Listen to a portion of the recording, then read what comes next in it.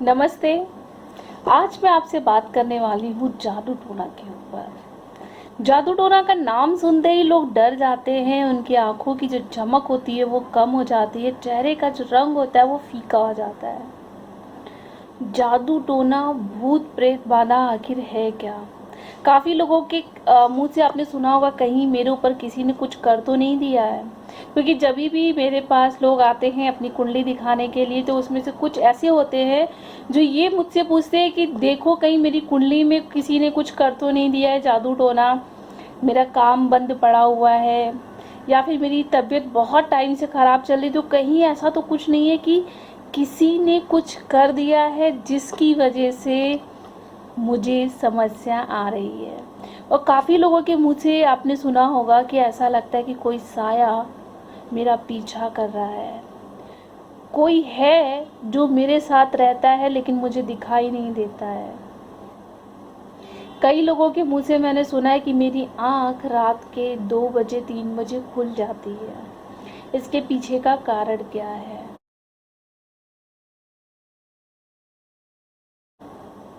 कभी कभी आपने देखा होगा कि व्यक्ति बहुत सुंदर होता है। मेरे पास एक केस आया था जिसमें से एक लड़का जो दिल्ली का रहने वाला था और एक्टिंग करने के लिए वो यहाँ मुंबई आया, और काफ़ी दिखने में सुंदर और बहुत ही गुड लुकिंग था, और काम भी वो अच्छे से कर रहा था। मैं उसका नाम नहीं बताऊंगी, लेकिन उसने मुझसे जब कांटेक्ट किया तो उसने मुझसे एक बात ये कही कि मैडम आप प्लीज़ मेरी कुंडली देखिए कि मेरी कुंडली में किसी ने मेरे रूप को ख़राब करने के लिए कोई तंत्र तो नहीं किया है। मुझे काम नहीं मिल रहा है, मेरा रंग पहले बहुत फेयर था, अब वो थोड़ा काला हो गया है, मेरे जो है हेयर फॉल बहुत ज़्यादा हो रहे हैं और मेरे दांत हिलना शुरू हो गए हैं। ऐसी भी समस्याएं लोगों के ऊपर आती कि किसी की सुंदरता देख के लोग उसके ऊपर तंत्र कर देते हैं। किसी के फैमिली में बहुत ऐशो आराम है, ऐश्वर्य सबसे संपन्न है, उसके ऊपर जादू टोना कर देते हैं। मतलब कभी कभी ऐसा होता है कि व्यक्ति की जो खुशी होती है वो किसी से नहीं देखी जाती है, तो वो तंत्र का सहारा लेते हैं। तंत्र है क्या? मैंने मेरे गुरुजी से पूछा कि तंत्र को लोग क्यों बुरा मानते? तंत्र तो शिव जी के मुख से निकला हुआ है, तो तंत्र को लोग बुरी तरीके से और बुरी नज़र से क्यों देखते हैं? तब उन्होंने कहा कि तंत्र जो है वो व्यक्ति के विकास के लिए, व्यक्ति की चीज़ों को अच्छा रखने के लिए बनाया गया, लेकिन उसका दुरुपयोग आप सही जगह कर रहे हो या खराब जगह कर रहे हो। अगर आप उसको उपयोग कर रहे हो तो अच्छी बात है, दुरुपयोग कर रहे हो किसी को कष्ट देने के लिए, तो ये तंत्र हमें वापस रिटर्न मिलता है, वो भी सूद समेत। यानी हम अगर किसी का बुरा करते हैं तो ये हमें सूद समेत वापस मिलता है, और ये हमारी फैमिली में कुछ ना कुछ प्रॉब्लम कर देता है। तंत्र है क्या? तंत्र जिसमें हमारा शरीर यानी तंत्र, तन और आंतरिक मन से निकले हुए चीज़ें, तन और अंतर दोनों जब साथ मिलकर काम करते हैं उसे कहते हैं तंत्र। जिस तंत्र में आपके शरीर का उपयोग होता हो उसे कहते हैं तंत्र। तंत्र फोटो द्वारा किया जाता है, तंत्र नाखून जो होते हैं उन्हें काट कर किया जाता है, बाल को काट कर किया जाता है, कपड़ों द्वारा किया जाता है, खुशबू के द्वारा किया जाता है। पहले लोगों की फ़ोटो मिलना मुश्किल होती थी, लेकिन आज सोशल मीडिया में जिस तरीके से फ़ोटो लोग अपनी डालते हैं, फ़ोटो हैं, इजीली लोगों को मिल जाती है, और फ़ोटो में एक एनर्जी होती है। ये हीलिंग के दौरान मैंने सीखा था कि आप फ़ोटो से किसी भी व्यक्ति को ठीक कर सकते हैं, किसी भी व्यक्ति को सही कर सकते हैं, किसी भी व्यक्ति के अंदर की जो नेगेटिविटी है आप उसे रिमूव कर सकते हैं फ़ोटो के द्वारा। तो इसका मतलब है कि फ़ोटो जो होती है, आपकी जो तस्वीर होती है, वो स्वयं आपका दूसरा स्वरूप होती है, तो उससे बहुत ज़बरदस्त जो है वो तंत्र होता है। जब तंत्र होता है तो व्यक्ति का जी मचलाता है, उसका मन कहीं नहीं लगता है। कभी कभी उसको अमावस्या या पूर्णिमा के टाइम पे पेट पे दर्द होता है।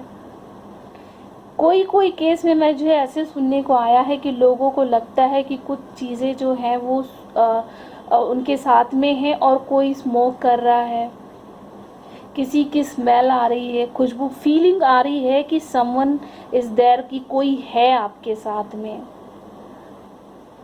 तो ये सारी चीज़ें हमारे साथ तंत्र में होती है। कभी कभी तो बहुत भयानक दौड़े भी पड़ते हैं, गुस्सा आना, सामान फेंकना। बहुत से लोग तो खाना खाना भी छोड़ देते हैं, कि कहते हैं कि खाना खाते ही हमें वॉमिटिंग जैसा लगता है।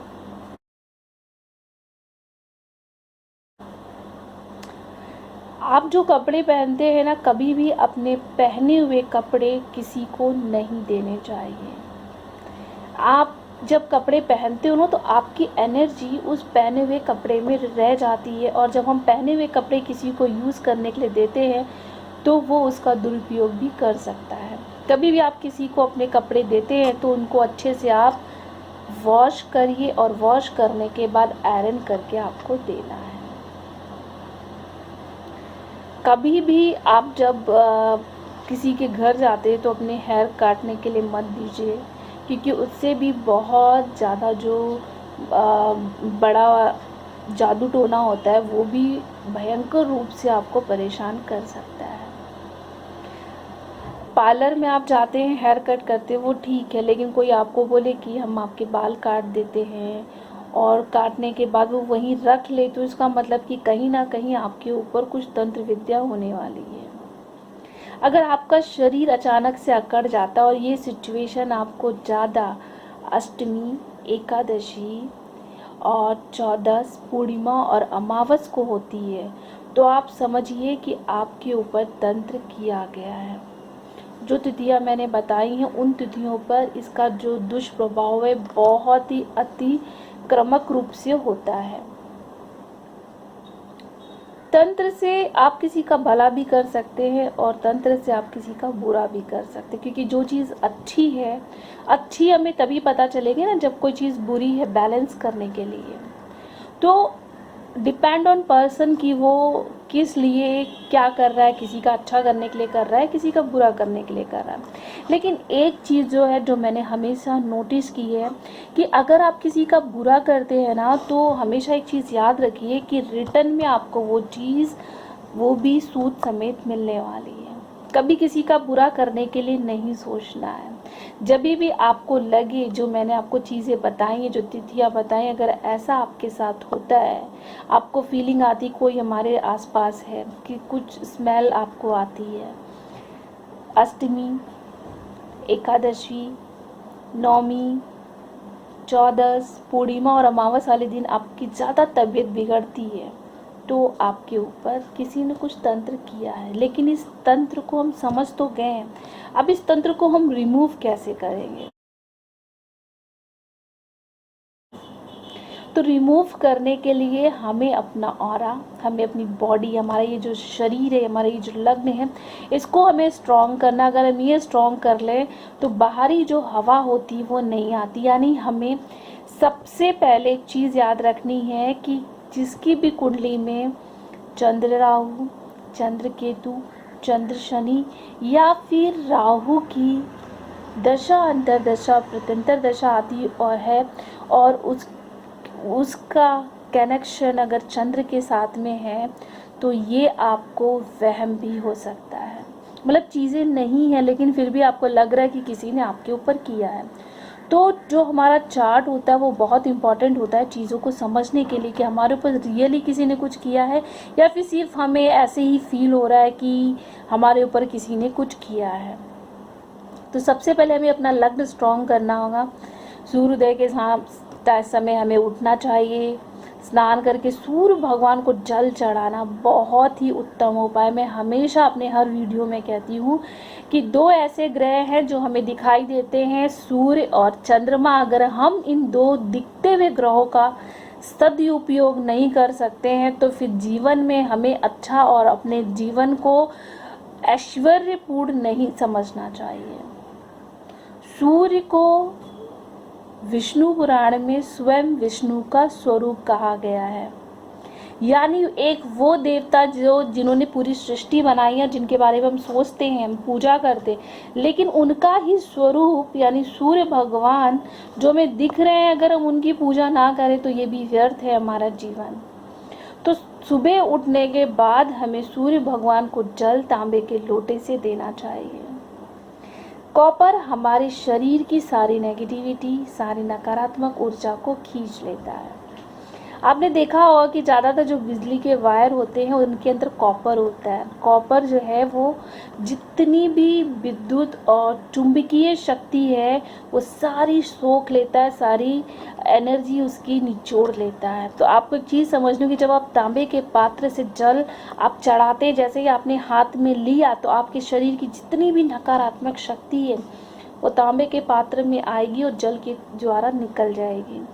जल का उपयोग क्यों करना चाहिए? जल हमारे शरीर को शुद्ध करने का काम करता है। हाथ धोने हैं तो जल से धोना है, अपने आप को पवित्र करना है तो जल से करना है, सब्जियां लाना है तो जल से धोना है, स्नान करना है तो जल से, कपड़े धोना है तो जल से, बर्तन धोना है जल से। यानी जल हमारे जीवन में उतनी ही ज़रूरत रखता है जितनी हमारे नासिका में श्वास।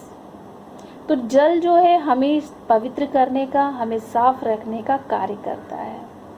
तो जल जब कॉपर के पात्र में आता है तो जल में सारी वो अशुद्धियाँ, सारी नकारात्मक शक्तियाँ उसमें आ जाती हैं, और जब हम सूर्य भगवान को वो जल अर्पण करते हैं तो वो उस सूर्य की रोशनी में सारी चीज़ें नष्ट हो जाती हैं। तो सूर्य भगवान को जल चढ़ाना अति उत्तम उपाय है, वो भी कॉपर के बर्तन से।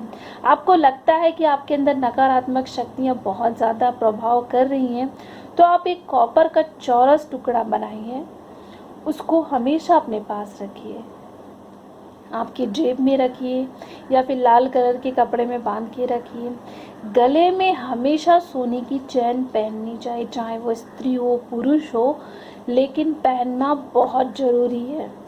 कहते हैं कि गले में अगर हमारे सोने की चीज़ होती, क्योंकि सोना जो है वो बहुत ही शुद्ध माना गया है और सूर्य भगवान की धातु है, तो जब वो हमारे गले में होती है, क्योंकि सारी जितनी भी शक्तियाँ हैं वो हमारे फेस से जाते हुए हमारे शरीर में जाती हैं और हमारे पेट में जाके वो अपना स्थान बनाती हैं।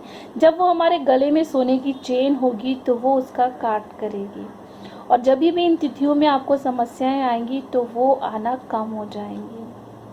हाथ में हमेशा कॉपर का कड़ा पहनना चाहिए। कहते हैं कि जो कॉपर है वो हमारे शरीर को शुद्ध करता है, यानी हमारे बॉडी में जितने भी टॉक्सिन्स हुए हैं ना, जिन्हें हम रिमूव करने के लिए बड़े बड़े स्पा में जाते हैं, तो ये टॉक्सिन्स को रिमूव करने का काम ये कॉपर करेगा। कॉपर के जग में पानी भर के वो आप पीजिए, कॉपर का कड़ा वेयर करिए, कॉपर का चौरस टुकड़ा अपने पास रखिए। ये आपके शरीर से सारी टॉक्सिन्स को बाहर निकाल देगा। और आप उपाय क्या कर सकते? जब आपको ऐसा लगता है कि आपके अंदर कोई नकारात्मक शक्ति आ गई है, तो आप 2 लौंग के टुकड़े लीजिए, फूल वाले, उनको जलाइए। जलाने के बाद नाक के पास लाइए और उन्हें सूंघिए। जितना ज़्यादा आप उस धुएं को, क्योंकि जब आप लौंग जलाएंगे तो उसमें से धुआं निकलेगा, उसको सूंघना है, उसको अंदर आ जाने देना है। ये आपको हर शनिवार को करना है। जब भी आपको ऐसा लगता है तब तो आप करिए, लेकिन एवरी सैटरडे अगर आप करते तो इसका रिजल्ट आपको बहुत अच्छा मिलेगा। और आपको कौन सा उपाय करना है? आपको अपनी नासिका में, यानी हमारी जो नाक है उसमें आपको बादाम का तेल डालना है। रोज़ हमें 40 दिन तक बादाम का तेल डालना। अगर हमें ऐसा लगता है कि हमें किसी की कोई है हमारे पास साया, शैडो, उसकी स्मेल आ रही है, कोई हमें जलने की स्मेल आ रही है पर दिख नहीं रहा है, तो उसको दूर करने के लिए हमें 40 दिन तक लगातार बादाम का तेल नाक में डालना चाहिए। ये जो सारे उपाय हैं ये बहुत ही अचूक उपाय हैं और लोगों ने किए हैं, इनका जो रिज़ल्ट है बहुत ही पॉजिटिव आया है। जब भी आपको लगता है कि आपके ऊपर कोई नेगेटिविटी है या किसी की नज़र भी लग गई है, किसी की मीठी नज़र, जैसे हमारे फैमिली वाले बोलते हैं आज बहुत अच्छा लग रहा है, अच्छी लग रही है, सुंदर लग रही है, तभी आप क्या करिए, कॉपर के पात्र में जल लेना है, उसमें 4-5 दाने शक्कर के डालने हैं और अपने ऊपर से एंटी क्लॉकवाइज आपको उतारना है। उतार के तुरंत वो आप आपके जो बाथरूम होगा, बाथरूम की नाली होगी, वहाँ पे आपको थ्रो कर देना है। ये आप करेंगे तो आपके घर वालों की जो भी नज़र होगी वो दूर होगी। या फिर आपको डाउट होता है कि भाई इस व्यक्ति की नज़र मुझे लग गई है और इसकी वजह से मेरे शरीर में दर्द या सर में दर्द है, तो उसके पास जाके उससे कहिए कि मेरे सर पे थोड़ा सा हाथ फेर दे। उसको बताना नहीं है कि क्यों फिरवा रहे, आप वो करके देखिए, उससे भी बहुत अच्छा फ़र्क पड़ता है।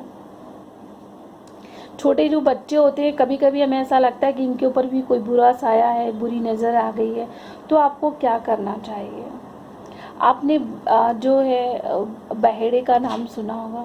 बहेड़ा आपको लेना है, काले धागे में पिरो के आपको बच्चे के गले में शनिवार को पहना देना है।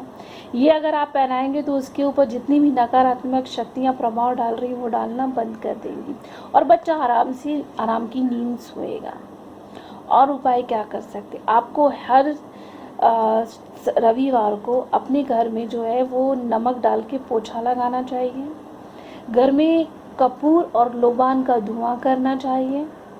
व्यक्ति को लगता है कि मुझे कुछ प्रॉब्लम आ रही है, कुछ काली शक्तियाँ हमें मेरे शरीर को कष्ट दे रही हैं, तकलीफ़ दे रही हैं, तो उसके लिए उसको क्या करना चाहिए, अपने ऊपर से नींबू एंटी क्लॉकवाइज उतार कर दरवाजे के ऊपर छुरी से 2 टुकड़े करने चाहिए। चौराहे पे जाकर विपरीत दिशा में आपको फेंकना है। विपरीत दिशा में फेंकने के बाद आपको मुड़कर नहीं देखना है कि वो कहाँ गया, क्या हुआ, ये करके आपको चले आना है।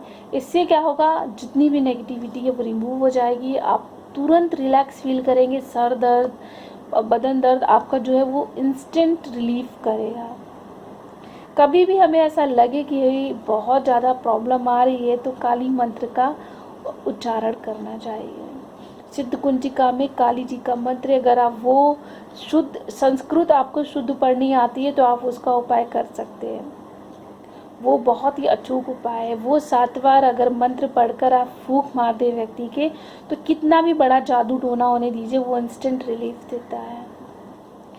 कुछ चीज़ों का हमें ध्यान रखना है कि ज़्यादा हम जब बाहर किसी से मिलते हैं और हमें डाउट है ये व्यक्ति कुछ करता है, तो उसके घर में कुछ खाइए पीजिए मत। उसके हाथ से लेकर पानी नहीं पीना, उसके दिए गिफ्ट्स को इस्तेमाल नहीं करना, परफ्यूम तो बिल्कुल इस्तेमाल नहीं करनी है। कि अगर आपको डाउट है कि इस व्यक्ति ने आपके ऊपर कुछ किया, तो उसके दिए हुए कपड़े नहीं पहनने हैं, उसके हाथ से कुछ खाना नहीं है, उसके दी हुई परफ्यूम को तो बिल्कुल भी इस्तेमाल नहीं करना। आप ले जाके कहीं फेंक दीजिए, किसी को देने की आपको ज़रूरत नहीं है। रैप करके डस्टबिन में या फिर घर से बाहर कहीं फेंक दीजिए। इतने अगर आप प्रिकॉशंस लेते हैं तो आपके जीवन में जो है वो समस्याएं जो भी चल रही हैं वो समस्याएं दूर होना शुरू हो जाएंगी। अगर आप काली मिर्च का भी सेवन, सिर्फ 2 काली मिर्च का सेवन रोज करते हैं तो जल्दी तंत्र बाधाएं आपको नहीं लगेंगी। तो 2 काली मिर्च का सेवन भी आपको तंत्र बाधाओं से बचा सकता है। अगर आपको लगता है कि आपके ऊपर किन्हीं मृत व्यक्तियों का साया है, कोई आपके पूर्वज है या फिर किसी ने आप मृत व्यक्ति आपके ऊपर छोड़ दिए हैं जो उनका साया हमेशा बना रहता है, तो उसके लिए आपको त्रिपिंडी नागबली का जो पूजन है वो करना चाहिए। अगर आप वो करते, क्योंकि गरुड़ पुराण में लिखा हुआ है कि अगर आपको पिशाच बाधा होती है तो आपके शरीर में दर्द बना रहता है, आपको ऐसा लगता है कि आसपास हमारे शरीर के आसपास कोई घूम रहा है, तो उसके लिए त्रिपिंडी नागबली बहुत अच्छा है। अगर ये आप करते हैं तो इससे समझ लीजिए इंस्टेंट आपको रिलीफ मिलने वाला है। गायत्री मंत्र के 10,000 मंत्र अगर आप करवाते हैं तो इससे भी आपको अचूक लाभ मिलने वाला है। आप ऐसा समझ लीजिए कि ये जो मैं आपको उपाय बता रही हूँ ये बहुत ही असरदार है। अगर आप इनको सच्ची श्रद्धा से करें तो इनका जो रिलीफ है आपको इंस्टेंट मिलता है। त्रिपिंडी नागबली अगर आप कर लें और गायत्री मंत्र अगर आप 10,000 कर लें तो इससे आपको तुरंत रिलीफ मिलेगा। लेकिन आपको करना है वही सच्ची श्रद्धा से, और जो भी आपके अंदर भावना है कि आप सही हो जाए, अगर आप वो मन में रखते हैं तो ये चीज़ें सही हो जाती है। तो आपको मैंने बताया कि तंत्र मंत्र जब हमें बहुत ज़्यादा परेशान करता है तो हमारे पास घर में ही बहुत सारी ऐसी चीज़ें हैं जिनका उपयोग लाकर हम अपने जीवन से इन कष्टों को दूर कर सकते हैं। तो इनका उपयोग करिए और देखिए आपके जीवन से कष्ट कितनी जल्दी दूर हो जाता है। Thank you.